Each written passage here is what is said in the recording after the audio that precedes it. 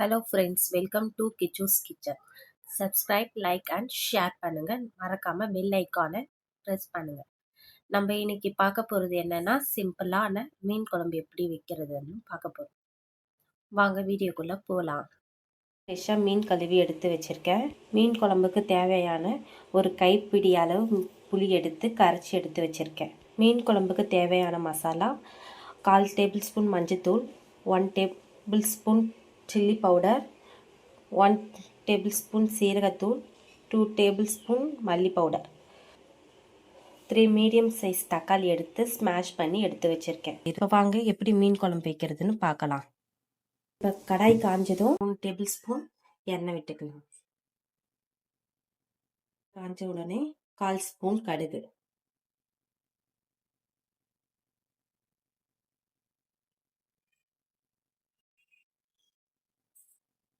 1/4 spoon சீரகம்,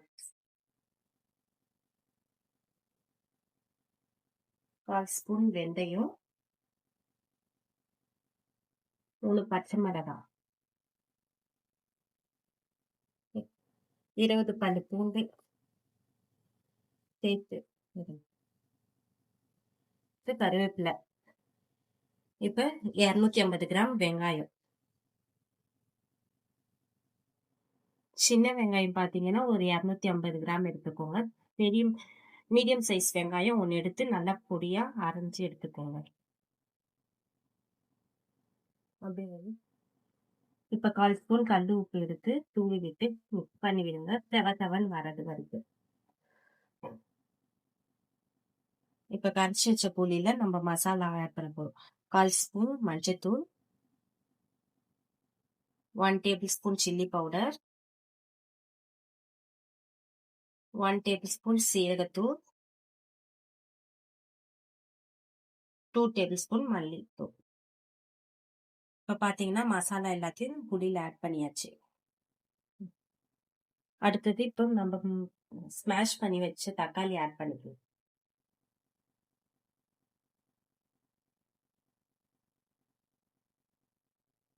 இப்போ தக்காளி ஸ்மெல் போற வரைக்கும் சிம்லயே இருக்கட்டும். சிம்லயே வதக்கி விடுங்க.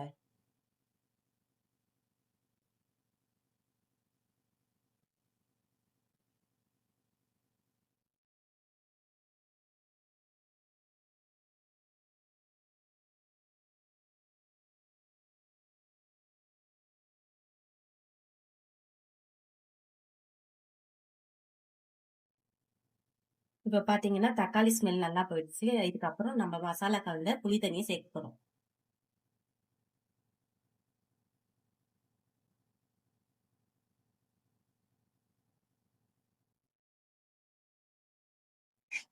இப்போ கேஸ் வந்து ஃபுல்லா வச்சுக்கோங்க. இப்போ 2 டேபிள் ஸ்பூன் மிளகாய்த்தூள், தனி மிளகாய் தூள் சேர்க்க போறோம். உங்களுக்கு காரத்தை தகுந்த மாதிரி நீங்க எடுத்துக்கோங்க.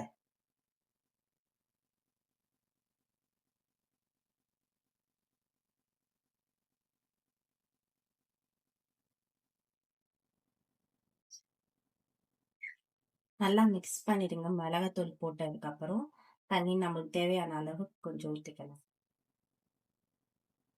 இப்போ நம்ம ஒரு சொம்பு தண்ணி ஆட் பண்ணிக்கிறோம். இப்போ குழம்பு நல்லா கொதிச்சு வரட்டும். அதுக்கப்புறம் நம்ம மீன் ஆட் பண்ணிக்கலாம். நீங்க மாங்காய் போடுறதுனாலும் லாஸ்டா கொதி வரும்போது போட்டு எடுத்துக்கலாம். இப்போ குழம்பு நல்லா கொதிச்சு வரும்போது மீன் எடுத்து சேர்த்துக்கலாம்.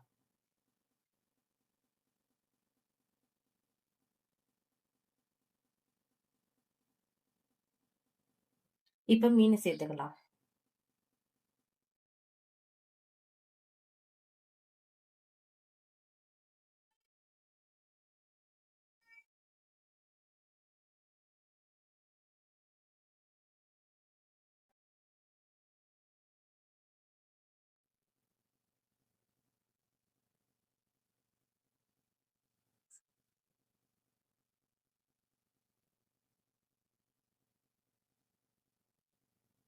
இப்போ ஒரு வாட்டி மிக்ஸ் பண்ணி விடலாம். மீன் உடையாம பார்த்துக்கலாம்.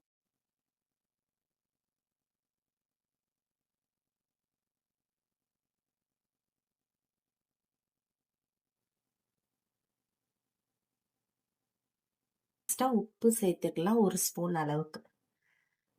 உப்பு போட்டு லைட்டா மிக்ஸ் பண்ணி விடுங்க, மீன் உடையாம.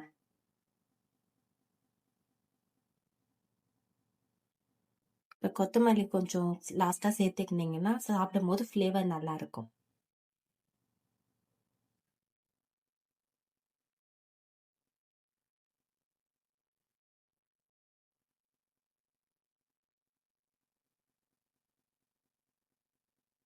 இப்ப ஸ்டவ் ஆஃப் பண்ணி சர்வ் பண்ணிக்கோங்க.